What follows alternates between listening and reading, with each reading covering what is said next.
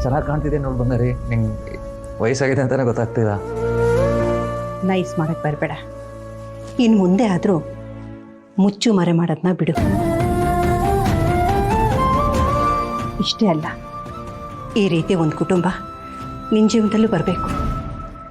ನೀನು ಆದಷ್ಟು ಬೇಗ ಮದುವೆ ಆಗಬೇಕು ಕಣೋ. ಮರಿ ಪ್ಲೀಸ್. No please. ನೋಡು, ನೀನೇ ಒಂದು ಹುಡುಗಿ ನೋಡ್ಕೊಂಡ್ರೂ ಪರವಾಗಿಲ್ಲ, ಇಲ್ಲ ಅಂದರೆ ನಾನೇ ಹುಡುಕ್ತೀನಿ. ನಿನ್ನ ಪ್ರೀತಿಯಿಂದ ನೋಡ್ಕೊಳ್ಳೋ ಹುಡುಗಿ ಬೇಕು ಕಣೋ. ನಿನ್ನ ಯೋಗ್ಯತೆಗೆ ತಕ್ಕಂಥ ಹುಡುಗಿ ಬರಬೇಕು.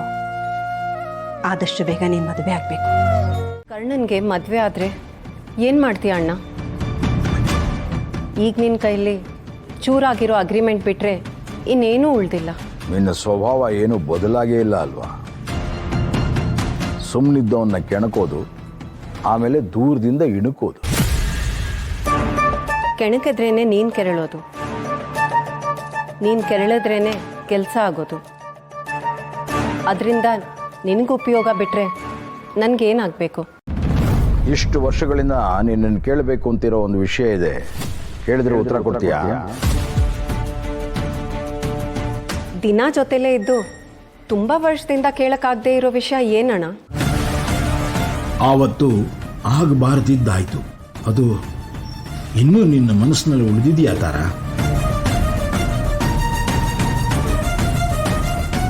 ಮಾತಿನಲ್ಲಿ ಕೇಳಿದ ಪ್ರಶ್ನೆಗೆ ಮೌನದ ಉತ್ತರ ಕೊಡಬಾರ್ದು.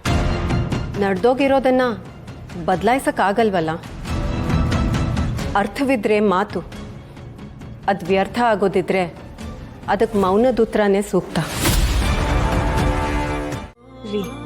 ಹಬ್ಬ ಇವತ್ತು. ಹಬ್ಬದ ದಿನ ಹೀಗೆ ದೇವರ ಮುಂದೆ ನಿಂತು ಬಣ್ಣ ಬಣ್ಣದ ಸುಳ್ಳುಗಳನ್ನ ಹೇಳ್ತಾ ಇರೋದನ್ನ ದೇವರು ಕ್ಷಮಿಸ್ಬೋದು, ಆದರೆ ನಾನು ಸುಳ್ಳು ನುಡಿಯೋ ನಾಲ್ಗೆನ ಕತ್ತರಿಸೋಷ್ಟು ಕೋಪ ಬರುತ್ತೆ. ಇದ್ರಲ್ಲಿ ಸುಳ್ಳೇನಿದೆ ಹೇಳಿ? ನನ್ನ ಸಾವಿಗೆ ಬೆರಳಲ್ಲೇ ದಿನ ಎಣಿಕೆ ಮಾಡ್ತಾ ಇರೋ ನೀನು ಅವನು ನನಗೆ ಒಳ್ಳೇದಾಗಲಿ ಅಂತ ಪೂಜೆ ಮಾಡ್ತಾ ಇದ್ದೆ. ಇದನ್ನ ನಾನು ನಂಬಬೇಕು. ನಾನು ಆಡಿದ ಮಾತು ಇಬ್ಬರಿಗೂ ತಟ್ಟಿದೆ ಅಂದ್ರೆ ನಿಮ್ಮಿಬ್ಬರ ಲೆಕ್ಕಾಚಾರ ಒಂದೇ.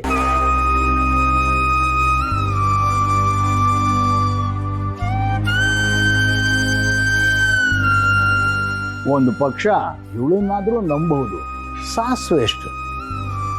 ಆದರೆ ನೀನಿದೆಯಲ್ಲ, ನಗತಾನೆ ಚುಚ್ಚಿಬಿಡ್ತೀಯ. ನಿನ್ನ ಉಪವಾಸದ ನಾಟಕ ಎಲ್ಲ ಮುಗಿದಿದ್ರೆ ಬೇಗ ಪೂಜೆ ಮುಗಿಸ್ತೀನಿ, ಆಶೀರ್ವಾದ ಮಾಡಿ.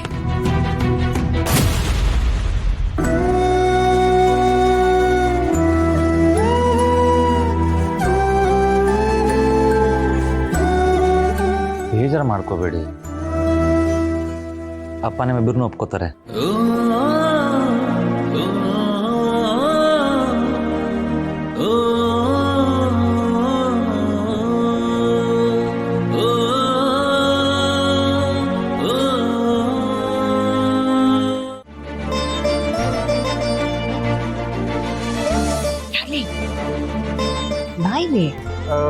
ನಾನು ಇಲ್ಲೇ ಫೋಟೋ ತಗೋತೀನಿ.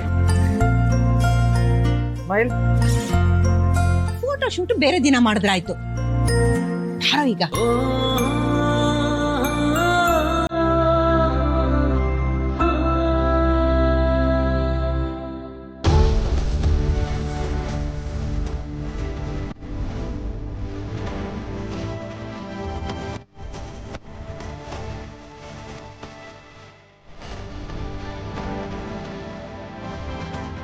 ಅಣ್ಣ ಬಂದೆ.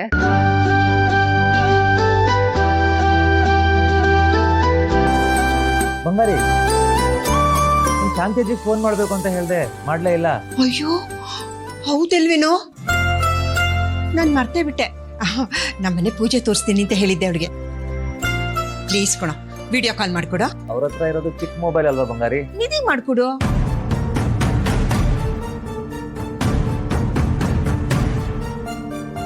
ಯಾಕೋ ಸುಮ್ಮನೆ ನಿಂತ್ಬಿಟ್ಟೆ, ಮಾಡ್ಕೊಡು.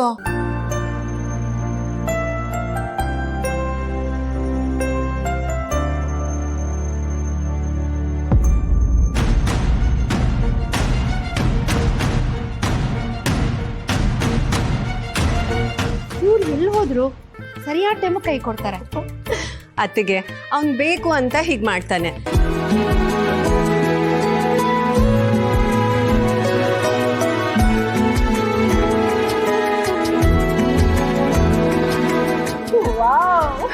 It's beautiful.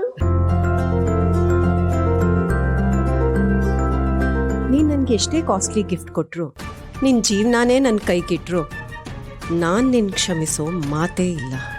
ನಿನ್ ಕೈ ಕಟ್ಟಿರೋ ರಾಖಿನೇ ಒಂದಿನ ನಿನ್ ಕೈ ಕಟ್ ಹಾಕೋ ಹಗ್ಗ ಆಗುತ್ತೆ.